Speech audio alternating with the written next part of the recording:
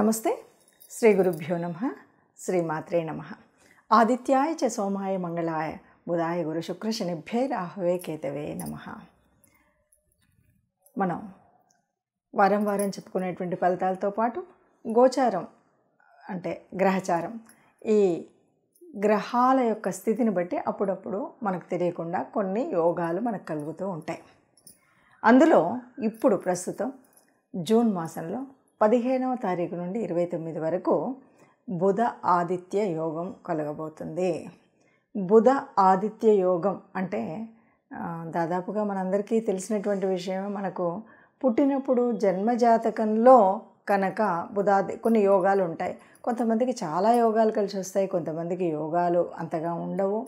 ఇలా మనకి బుధాదిత్య యోగం అనేటువంటిది జన్మ కుండలిలో ఎవరికైనా ఉన్నట్టయితే ఈ సమయంలో వారికి ఇక పట్టిందల్లా బంగారంలాగా చాలా బాగా ప్లస్ అవుతుంది. అయితే బుధాదిత్య యోగం అంటే ఏంటి, ఎప్పుడు కలుగుతుంది, అందరికీ ఉంటుందా, అసలు ఏంటి అంటే బుధాదిత్య యోగం అంటే జన్మకుండలిలో అయినా సరే, లేదు గోచార రీత్యా అయినా సరే ఎప్పుడు ఉంటుంది అంటే ఎప్పుడైనా సరే బుధుడి రాసులైనటువంటి మిథున మరియు కన్యా రాసుల్లో బుధుడు ఆదిత్యుడు అంటే రవి బుధులిద్దరూ కలిసి ఉంటే అప్పుడు బుధాదిత్య యోగం. అలాగే రవి రాసులైనటువంటి సింహం, అలాగే రవి ఉచ్చలో ఉన్నటువంటి మేషరాశి, వీటిలలో గనక బుధుడు రవి ఇద్దరు కలిసి ఉంటే దాన్ని బుధాదిత్య యోగం అంటారు. ఈ బుధాదిత్య యోగం వల్ల ఎలా ఉంటుంది, ఏమవుతుంది అంటే చక్కగా ఫైనాన్షియల్ ట్రబుల్స్ ఏమీ లేకుండా ఫైనాన్షియల్గా చాలా బాగుంటుంది. వీటితో పాటు మనకు కావాల్సినటువంటి అంటే ఏ క్లియర్ కట్ నిర్ణయాలు తీసుకోవాలన్నా ఒక ఆలోచన విధానం, ఎందుకంటే బుధుడి యొక్క ఆలోచన అంతా కూడా యాక్టివ్గా ఉంటుంది. రవి యొక్క ఆ రాజసం అది ఏదైతే ఉందో దానివల్ల ఉద్యోగాల్లో ఉన్నతం, ఇలాంటివన్నీ కూడా బుధాదిత్య యోగం వల్ల ఇటు ఆర్థికంగా కానీ అటు సమాజంలో కూడా ఒక పేరు ప్రఖ్యాతులతో ఉండే విధంగా కానీ బుధాదిత్య యోగం అన్నటువంటిది కలగచేస్తుంది. మరి ఇలా బుధాదిత్య యోగం జన్మకుండల్లో ఉన్నటువంటి వారందరికీ కూడా ఇప్పుడు కలిసి వచ్చే కాలం అన్నాం.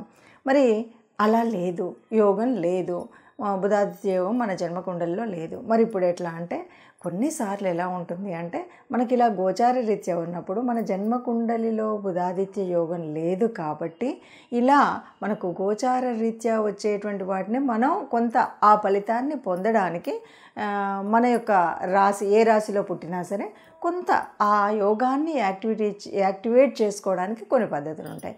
అంటే మనం ఎవరిని ప్రార్థించాలి, ఏ గ్రహాన్ని స్తుతించాలి, ఏం పనులు చేయాలి, దానివల్ల ఎలా యాక్టివేట్ అవుతుందని.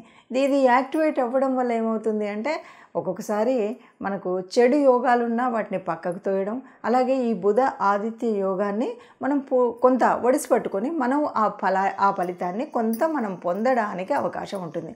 ఎలాగూ జన్మకుండల్లో లేదు కాబట్టి ఈ ఉన్నటువంటి ఈ అవకాశాన్ని సద్వినియోగం చేసుకోవడం కోసం మనం కొన్ని పనులు చేస్తే కనుక ఈ బుధాదిత్య యోగం అనేటువంటిది మనకు కలుస్తుంది.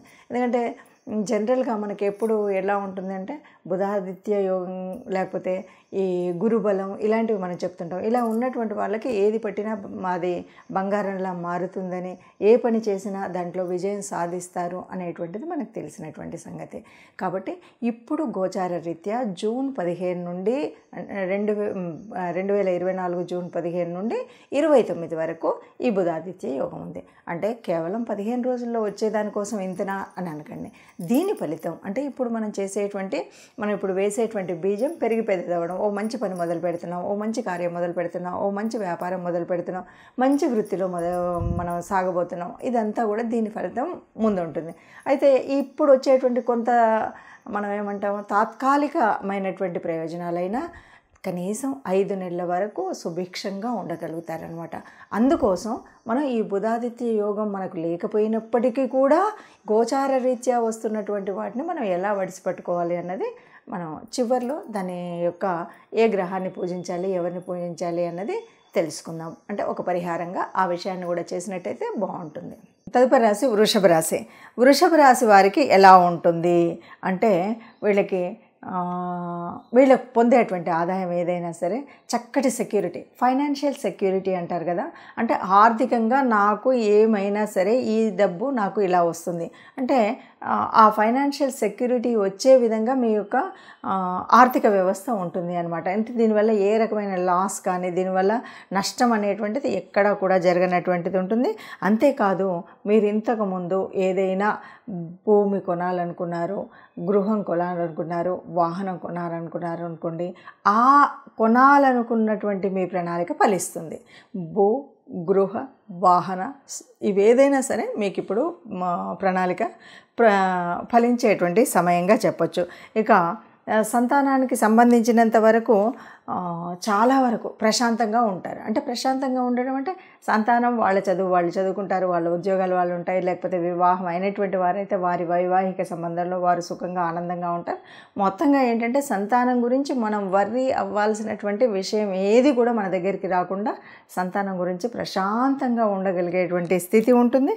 అంతేకాదు, ఇప్పటి వరకు ఏదైనా అనారోగ్యాలు ఉంటే, అంటే చిన్నవి అవ్వచ్చు పెద్దవి అవ్వచ్చు, కొన్ని ఎలా ఉంటాయంటే ఇంకా సంవత్సరాల తరపున మనం మందులు వాడుతూనే ఉంటాం. అది పెద్ద జబ్బు అనడానికి లేదు, చిన్న జబ్బు అనడానికి లేదు, కంటిన్యూస్ అనారోగ్యం ఉంటుంది. అలాంటి అనారోగ్యాలు ఏవైనా ఉంటే తగ్గేటువంటి అవకాశం ఉన్నటువంటి స్థితి. ఎప్పుడు ఇవన్నీ జరుగుతాయి? ఎప్పుడైతే మీకు నిజంగానే జన్మజాతకంలో బుధాదిత్య యోగం ఉంటే 100%. అలా లేదు అంటే మీరు చేసేటువంటి గ్రహ ఆరాధనను బట్టి ఉంటుంది. అంటే మనం చెప్పబోయేటువంటి ఈ పరిహారం ఏదైతే ఉందో దాన్ని బట్టి ఉంటుంది అన్నమాట. ఆ పరిహారాన్ని మనం సరిగ్గా చేసుకున్నట్టయితే ఈ అనారోగ్యపు పాలు ఉండదు. అంటే మీకు ఏ యోగం లేకపోయినప్పటికీ కూడా వృషభ రాశి వారు ఈ ప్రకృతిలో జరుగుతున్నటువంటి ఈ మార్పును మనం ఒడిసిపట్టి కొంత ఫలితాన్ని పొందడానికి చక్కటి అవకాశం. కొంత అంటే ఎంత అంటే మనం ఎంత శ్రమ పడితే అంత. ఏ శ్రమ అంటే కేవలం ఆరాధనా భావం మాత్రమే. ఈ ఆరాధన మనం చేస్తూ ఈ ఉన్నటువంటి ఫలితాన్ని పొందితే కనుక చక్కటి సంతానం ప్రశాంతంగా ఉండడమే కాదు, ఫైనాన్షియల్గా మనం ఏది ఎలా చేయాలి అన్నదే కాకుండా మనం ఇంతవరకు ఏది కొనలేకపోయాము, కట్టలేకపోయాము అనుకునేటువంటి వారికి అందరికీ కూడా ఇల్లు, ఆస్తి, వాహనాలు ఇలాంటివి కొనుక్కునేటువంటి అవకాశం వస్తుంది. అంతేకాకుండా ఇప్పటి వరకు ఉన్న దీర్ఘకాలిక అనారోగ్యాలు తగ్గేటువంటి అవకాశం వస్తుంది. ఇప్పుడు విన్నారు కదా, ఒక్క నిమిషం. ఇప్పుడు విన్నారు కదా, ఈ రాశికి ఇలా ఉంది. అయినప్పటికీ కూడా మనకి ఎవరైనా సరే మనం పూర్తిగా దీని యొక్క ఫలితాన్ని పొందాలి, ఈ బుధాదిత్య యోగం పొందాలి అంటే ఎవరైనా సరే మనం ఒక విధంగా యాక్టివేట్ చేయవచ్చు. బుధుడు అనగానే బుధవారం మనందరికీ తెలిసినటువంటి విషయమే. ఇది మనకి శ్రీరామచంద్రుల వారికి చాలా ఇష్టమైనటువంటి రోజు.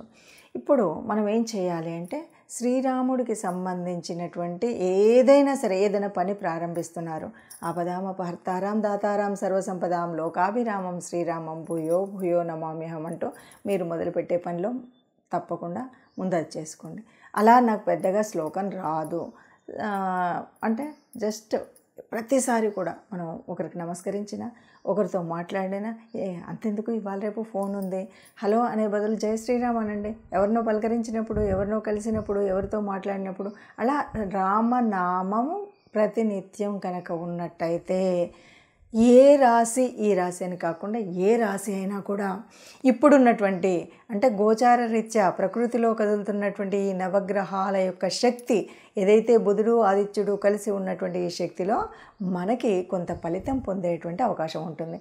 ఇది ఎంతవరకు ఎలా ఉంటుందంటే మనం చేసేటువంటి సాధనను బట్టే, మనం చేసేటువంటి ఈ రామనామ జపం అనుకోండి, లేదా ఆదిత్య యోగం.